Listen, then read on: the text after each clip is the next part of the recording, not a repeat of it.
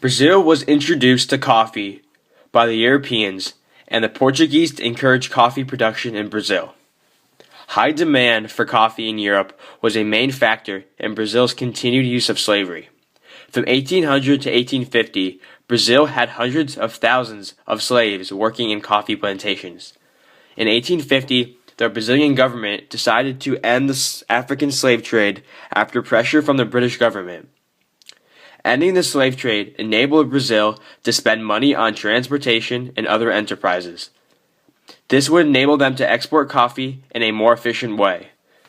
Coffee in Brazil was also a factor in the increase of railroads. The kilometers of railroads increased from 223 kilometers in 1860 to 6,930 kilometers in 1885.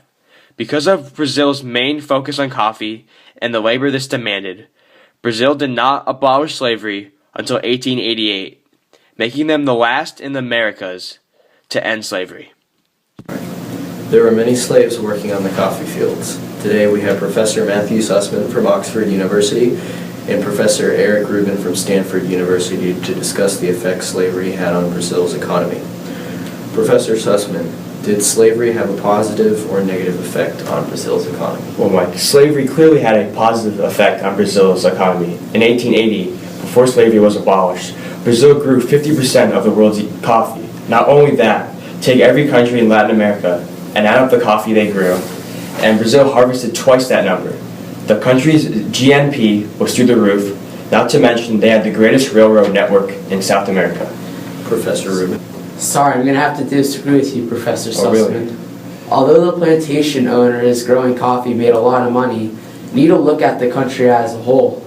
The continued use of slavery just slowed down the development of the country's middle class because the country relied on the importation of slaves. Even so, looking at Brazil's prolific coffee production, the importation of slaves worked. Not really.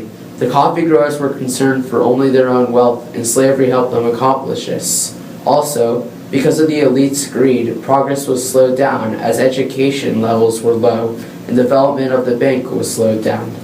Slavery just made the elite rich, not the country.